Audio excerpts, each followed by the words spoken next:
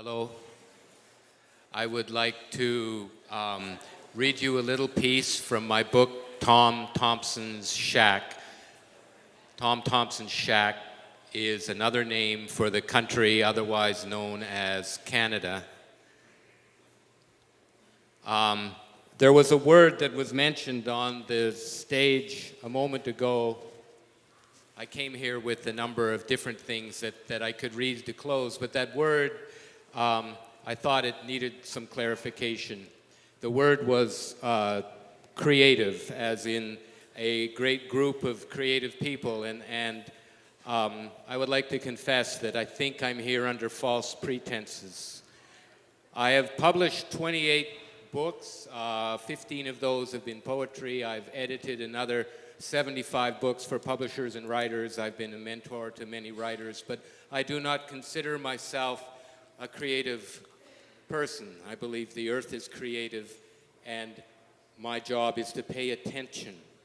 I'd like to tell you a little story about paying attention. When I was a young man, I was a tree grafter. I grafted the first Braeburn, Royal Gala, Red Fuji trees in British Columbia out of signwood that was smuggled through the Lower Similkameen Indian Reserve across the border from Washington. I would get phone calls in the middle of the night.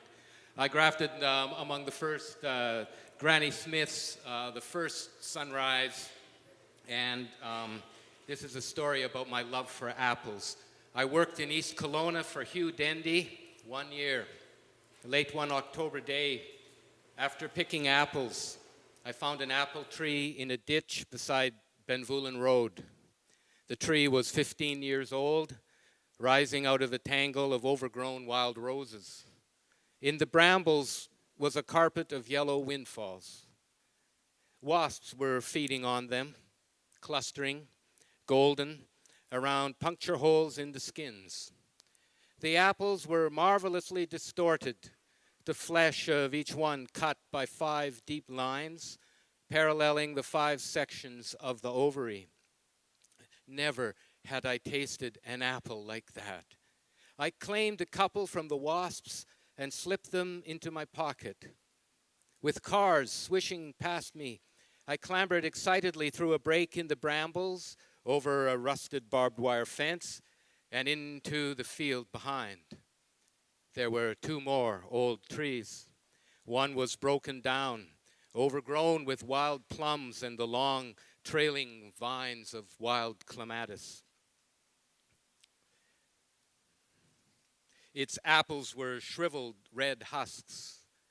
The other tree stood alone, surrounded by a thorny ring of her seedling daughters. As I walked towards her, a horse looked up at the far end of the field, then started walking, then running towards me. We reached the tree together. There were still a few apples in this tree. I picked up an old 10-foot-long prop that was lying in the grass, once used to support branches heavy with fruit, and knocked an apple off. Before I could get to it, the horse had bent down and was eating it. Horses are big.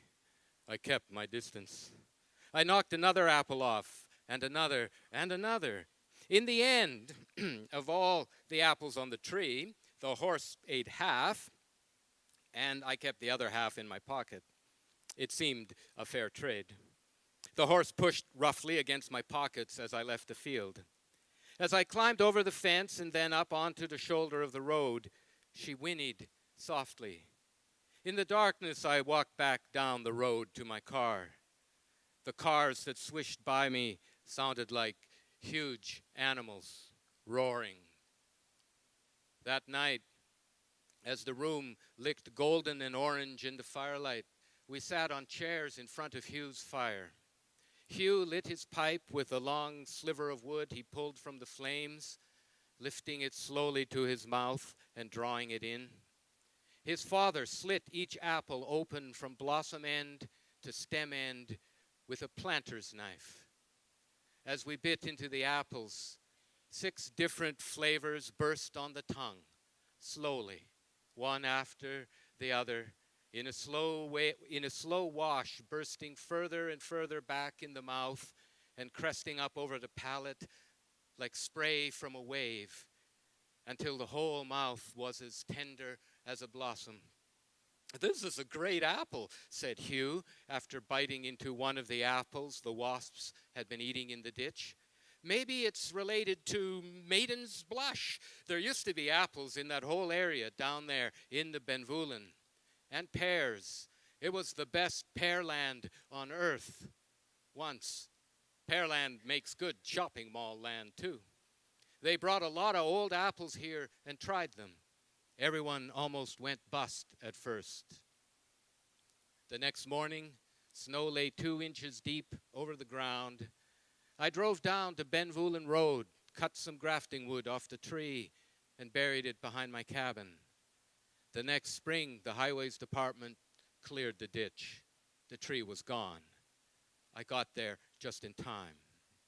I've kept that wet walk beside the dark road in the rain, the cars pouring past me like salmon fighting up a spawning river, driven, and the feel of the apples in my pocket, the golden apples of the Hesperides, the apple that Paris gave to Helen when the 3 goddesses lined up and said, "Who is the most beautiful?" And he chose. Over the years, I grafted those apples and spread them around. I gave a tree to my friend Wayne Still. It's the tree he goes to over and over as he is out in the orchard in the fall, the one he chooses to eat from as he walks through his rows, the pheasants stalking through the grass 100 yards away. Everyone else is raising or developing apples to sell, giving away the best of their production. Now, I'd like to tell you a little bit about Wayne very briefly.